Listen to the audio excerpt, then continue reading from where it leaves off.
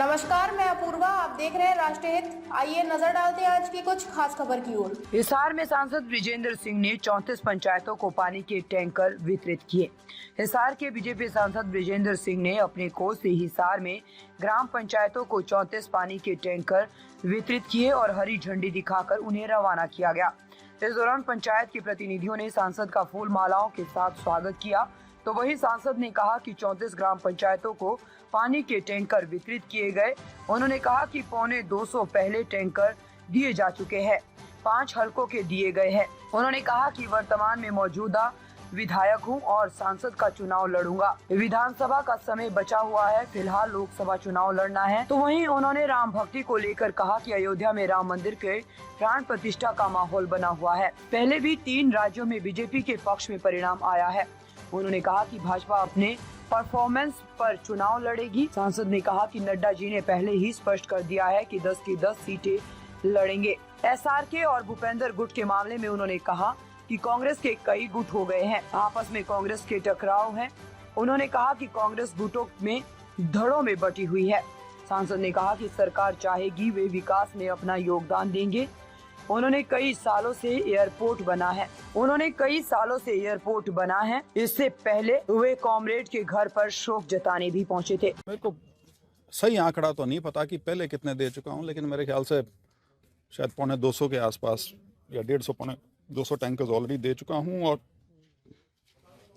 34 tanker जो हैं वो आज यहाँ से भेजे गए हैं। 5 हलकों के उसमें गांव या वार्ड हैं जहाँ पे वो टैंकर्स जाएंगे और जो थोड़ी बहुत एमपी लैड की धनराशि बची हुई है, मेरे ख्याल से शायद 15-20 गांव के और टैंकर आने वाले 15 दिन या महीने में आएंगे। तो ये तो टैंकरों की स्थिति है। नहीं, मैं बिल्कुल बीजेपी का फिलहाल मौजूदा सांसद हूँ, तो उस पर सवाल या टिप्पणी करने का तो कोई औचित्य नहीं बनता, लेकिन बाकी और कोई इच्छुक है वो अपनी कोशिश कर सकता है और शायद कर भी रहे हैं लोग। सर, इस तरह की भी चर्चाएं आगे सुननी जा रही कि उचाना में आप विधायक का भी चुनाव लड़ सकते हैं आगे, इस तरह की भी चर्चाएं। यार देखिए, फिलहाल तो मैंने लोकसभा का चुनाव लड़ना है। विधानसभा के चुनाव आज से 9 महीने बाद होंगे, तो तब की तब देखी जाएगी। वो फिलहाल किसी भी प्रकार से सोच का विषय नहीं है। सर, रामविलास शर्मा जी ये कहते हैं कि जो अभी राम भक्ति अब जो इलेक्शन में काफ़ी काम आएगी, और वहीं विपक्ष में जो दीपेंद्र हुड्डा ये कहते हैं राम भक्ति के नाम पर राजनीतिकरण किया जा रहा है। क्या कहेंगे, आपका क्या स्टैंड है इसमें?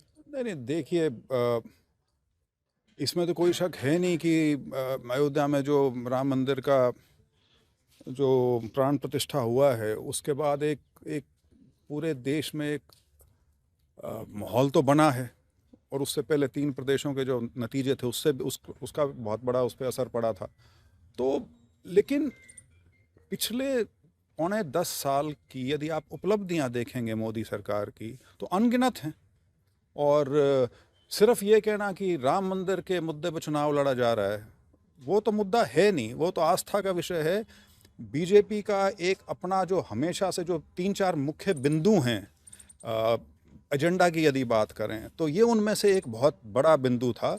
वो उन्होंने पार्टी ने हासिल किया है। पूरे देश में इस चीज़ की खुशी है, वो अपनी जगह है। चुनाव का जहाँ तक सवाल है, बिल्कुल भाजपा अपनी परफॉर्मेंस पर चुनाव लड़ेगी और परफॉर्मेंस सबके सामने है।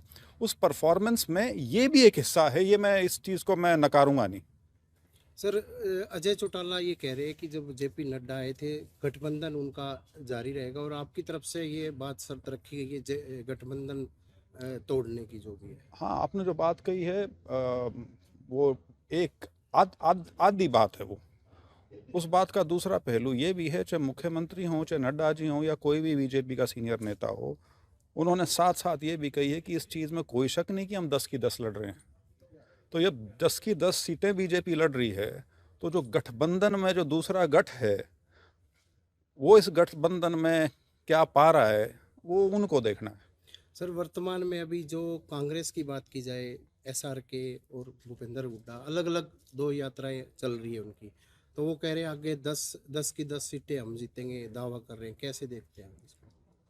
10 क्या, तो कई होगी वो तो। वो तो सारे गुट 10-10 लड़ने की तैयारी में है वो तो।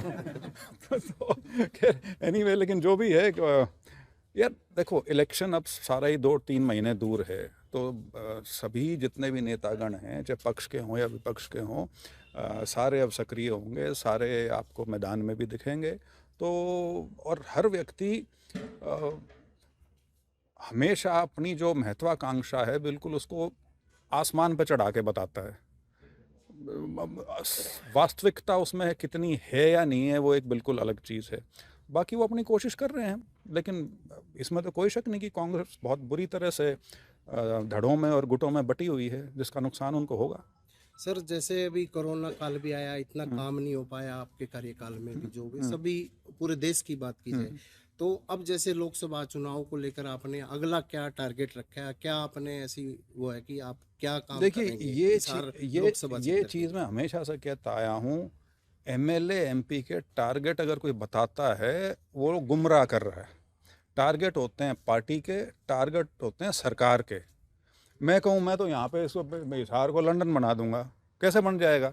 हाँ, सरकार यदि उसमें चाहेगी, प्रदेश की राजधानी बना देगी, उस टाइप की कोई चीज़ हो, तो वो विकास जो है फिर दूसरे स्तर पर चला जाता है। इसी तरह से एयरपोर्ट का जिक्र है। एयरपोर्ट ये नहीं है कि कल बनना शुरू हुआ है, कई सालों की एक ये चीज़ है जो अब दिखनी शुरू हुई है इंफ्रास्ट्रक्चर के माध्यम से। तो ये जो बड़ी चीज़ें जो हैं, इसमें सारी समय लगने वाली चीज़ें हैं, और ये किसी एक एमएलए या एक एमपी के कार्यकाल में शुरू होकर ख़त्म भी हो जाएं सिर्फ उस एमपी एमएलए की वजह से, ऐसा आम तौर पे नहीं होता जब तक वो एमपी या एमएलए पूरी सत्ता की कुर्सी पे जब तक आसीन ना हो।